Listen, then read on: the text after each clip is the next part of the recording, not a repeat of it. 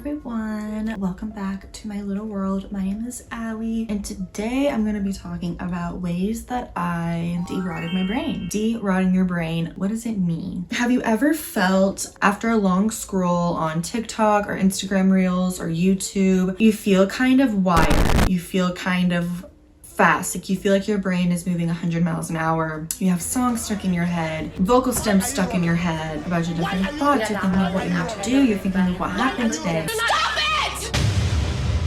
And you just feel wired. That's the best way I can describe it. Well, that is when I realized this isn't normal. The way that we watch hundreds of videos a day and we probably can't really recall what we even saw. This is kind of a video on how to create a really healthy relationship with your phone. See it as a tool, see it as a way to enhance life instead of it being life. It's really easy to get in this loop of being bored, getting on your phone, scrolling to fill the boredom, which is just giving you short dopamine hits. Therefore, when you get off your phone, the crash hits a little hard, and the only way to combat that crash is to pick up your phone again and continue scrolling. So we're gonna stop that. We deserve a life outside of the phones, and we deserve a life with a healthy relationship with our phones, to where we see it as a way to connect with people. We see it as a way to quickly research things. We see it as a way to gain inspiration instead of it draining our lives, running our lives, making our mental health worse, our anxiety worse, our depression worse, our focus shot, brain mush. I mean, when I was deep in my doom scroll, social media, I'm chronically online because I had the fear of missing out on a good joke. I would talk to normal people in real life and I would feel like I'm really stupid. I would say these brain rot words and they'd be like, what? You know, can you just speak normally? Can you speak like a normal adult? And I just felt so unintelligent, really, when I'm speaking in all of this brain rot TikTok talk. You know, I had to explain what a Kia was to like my parents, and I'm like, maybe we don't communicate that way. I want to get to a place where I'm able to be in an elevator and sit in that awkward silence or talk to the other person and not immediately go to my phone. Yeah, the phone just isn't good when you have no boundaries with it. That's really the thing. Not having boundaries with your cellular device or really any technology can really be detrimental. Think about all the stuff you're seeing every day, the things you're exposed to every day that the normal human being should not be seeing. It's just gotten to a point where it's like the phones aren't even fun for me anymore. My phone screen time used to be probably around 7 hours a day when I was in college, and that's disgusting. Those 7 hours a day could have been spent outside, exercising, reading books, just doing other things. So this is how we get off the phone. Take it day by day, okay? It's a journey. It's a lifestyle change. You can't build Rome overnight, and you can't get unaddicted from your phone overnight. Taking off 30 minutes to an hour a day of screen time and filling it in with the works. What are the works? The works are a few different categories where it is meant to enhance your life outside of your screen. We have hobby works, brain work, nature works, present works. Knock off an hour each day of screen time and fill that hour with a hobby. Fill that hour with 30 minutes of nature and 30 minutes of a hobby. And when I tell y'all there are so many hobbies you could do, I mean that. Hobby work, it's a great way to get connected with your inner child. What did you like to do when you were a kid? You know, did you like to paint when you were a kid? There's so many ways you can pick up painting. You have paint by number, color by numbers, markers. You can do watercolors. I know there are a bunch of really cool watercolor templates. I got one for my mom and my sister and they loved it. But just doing that outside, like, romanticize the hobby, right? Get your fun little drink, go outside, get your speaker, play your music, get a snack. You should pay attention to how you feel after those 30 minutes or after you finish the painting. And it's not painting to show it off. It's not painting to post on the internet, to sell in a store. It's a painting for you to literally just get a creative boost, get your hands to do something different, and work those creative sectors of your brain. And what you really want to focus on is something that keeps your hands busy, because your hands are used to grabbing the phone. Your hands are used to texting, typing, searching, scrolling. Like, your hands need something. Your hands are used to video games, the remote. So if you do something with your hands like painting, reading, coloring, sketching, writing letters, knitting, sewing, crocheting, gardening, planting, organizing your entire space, that is going to be a way easier of a transition and a way easier way to get distracted with what you're doing than it is with something that's not with your hands. For example, I love movies and I view movies as art forms, and that in itself to me is a hobby, watching movies for the digestion of it and not just watching it to have something on in the background. I found myself being really challenged during those times because my hands weren't doing anything. So I figured, okay, I need to do something with my hands as my hobby. Hobbies also can connect you to social groups, so it helps you also get better at your communication. A lot of these works can overlap. For example, puzzles is a great way to spend time, keeps your hands busy, and it goes into our brain work section. Brain work includes reading, puzzles, crossword, word searches, things that really get you thinking. This can also be like game night if you have a partner or your sibling or your family.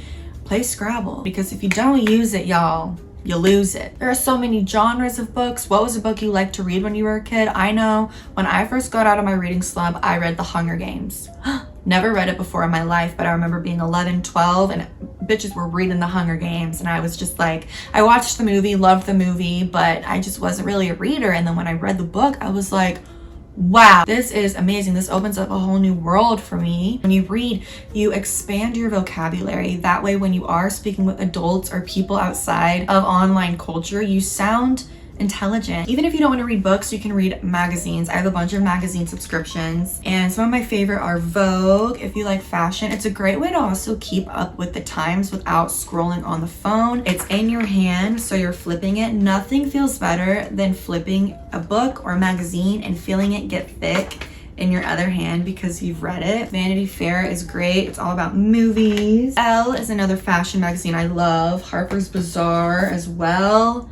Love these. They really keep me in the know of like the fashion world, the beauty world, and it's not through an algorithm. It's through actual journalists and people in the field. Better Homes and Garden, love it. Also love Southern Living. Love the New Yorker. I'm sorry, I know a lot of people are like, that shit is boring. It's a great way for me to also just keep up with politics, because I used to be heavy in the politics to the point where it was literally doom scrolling, kind of taking over my life, to where I was like always posting about stuff, and I found myself not feeling like that was making any difference in terms of politics for me. I would rather show up in the voting booth, show up on the streets in a protest, and gain community with my politics and find like-minded people. So this is a great way for me to step away from that kind of political spiral online and just read it. Find different ways to digest news and Architectural Digest. So those are kind of my favorite magazines. Our brain is so used to easy answers. Give me it now. It's my content and I need it now. It's my dopamine hit and I need it now. And I think it's really important to slow down. Derotting your brain is getting you out of that wired state that like, I need it now. I'm constantly getting off all this information and I can't even breathe. A lot of these hobbies you can also do outside, which kind of leads into my nature work. You should be spending at least 15 minutes outside a day, at least, the very least 15 minutes, whether that's going on a walk, whether that's reading outside, whether that's just watching the clouds, bird watching. I've been so into bird watching lately. One of my favorite things to do in the morning before work, before I start anything for the day, is sit outside with my coffee or my tea and just read a few articles in my magazine. That combines brain work, hobby work, nature work, and present work, all in 15 minutes. And then this kind of leads into my fourth work, is present work. Focus on the present. This really allows you to slow down. Present work is like meditation. And when I say meditation, I mean guided meditations. I don't mean you need to sit there by yourself trying to focus. No, I only listen to guided meditations on YouTube where it's someone telling you what to think for 15 minutes, and they're like, if you find yourself getting distracted with your own thoughts, like, that's totally fine. Just come back when you realize you were distracted. That's all meditation is. It's just practicing being present and practicing your focus. If I can do it, you can do it. Anyone can do it, and it's just a great way to improve your quality of life. Going on a walk, reading outside, just being in the present moment, doing things in the now and not worrying about what someone else did at some other point in time or what is to come in some other point in time that social media really just reflect. And I'm not saying cut off social media. What I am saying is be intentional with your social media. Be intentional with your screen time. Why am I getting on my phone? Am I getting on my phone to respond to all my notifications? Perfect. Let me spend the next 10, 15 minutes responding to everyone, having little conversations, and then let me put up my phone and talk with your friends, especially your out-of-state friends. Be like, hey, would you want to be pen pals?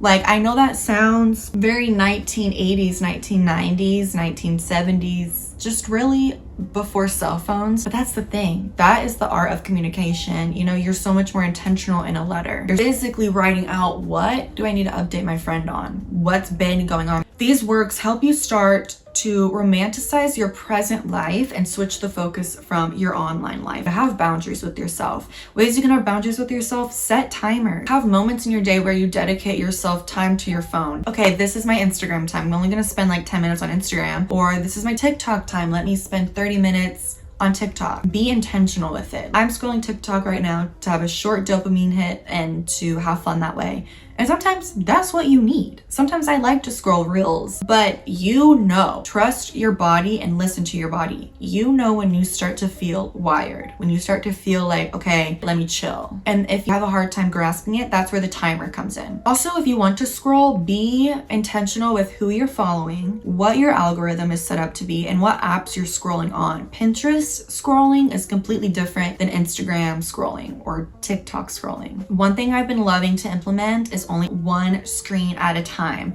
I used to kind of relish in the fact that I was able to focus on my laptop, have my phone, have something on the TV, and being able to like focus. In reality, I actually am focused on one screen at a time. I'm like, oh, this is what focusing is. For example, how I've been practicing that is watching movies. This is what I mean by being intentional with what you're doing on your phone. I love Letterboxd. If you don't have Letterboxd, get it. If you're a movie buff, get it. Or if you just love movies, get it. Because I've created my 5-star rating scale where it's like each star represents something for me, and I'll watch the movie and then I'll grade the movie on Letterboxd. And I'm kind of competitive in that way, to where I'm like, okay, no, I need to be locked into the entire movie. I can't miss a scene. I can't miss a facial expression. I can't miss a joke, because everything in movies and in television usually is intentional. Like even Real Housewives, that editing, the music they pick, the editing style, the cuts, the confessionals. And I actually saw this tweet that was like, it's sad that watching movies feels productive now. But it is, and you should look at it that way, because if you're in Gen Z, you grew up in a world where technology was very much out of your control and always there. I actually find it very noble that people are trying to sit in that, because, man. Also, your eyes are gonna thank you, okay? I'm just like so nervous for all these studies to come out when we're older of the brain, the eyes, the cognitive declines. Like, it's rough. There are some incredible YouTubers and Instagram people that can really inspire you. And maybe update your friends and family on this change that you're doing, so that way you don't feel pressure to respond immediately, you know? I know when I was first kind of transitioning into getting off my phone, I always felt really bad because I wouldn't respond to people's texts. I just had to tell them like, sorry, like I'm really trying to get off my phone. I don't like it. I have a few friends that we just write letters back and forth, and that is so much more fun, so much less pressure. Yeah, that's kind of all I have on derotting your brain and finding happiness in the present moment. A hobby I love to do is bullet journaling. One thing I love to write down every day, part of my bullet journal, is my mood for the day. What was I grateful for that day?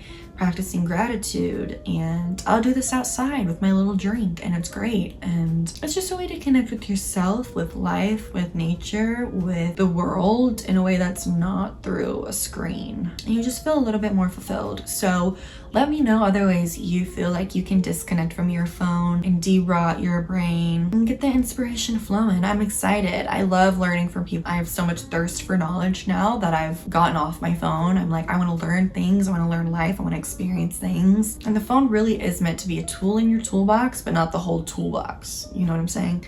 So it's a day-by-day process. Really listen to your body, listen to your intuition.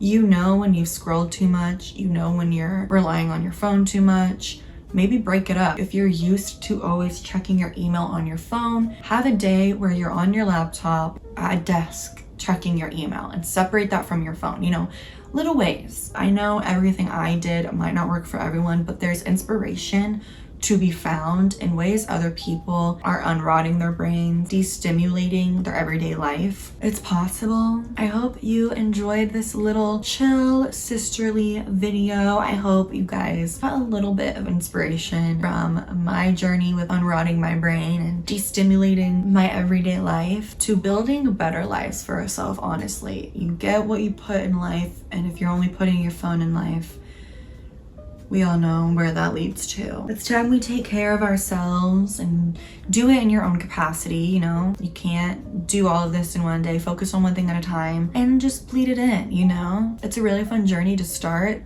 It's a really fun journey to go on, and it's lifelong. The phones will always be there. You're not gonna miss out on anything, I promise. I haven't missed out on any brain rot or any new slang word or something I was scared to miss out on. I haven't missed out on it. If it's really funny, it'll find its way to me. The universe will make sure of that, I promise. They'll make sure you get that laugh. But thank you guys so much for hanging out with me. I am so excited for my next music reaction. It is Aerosmith.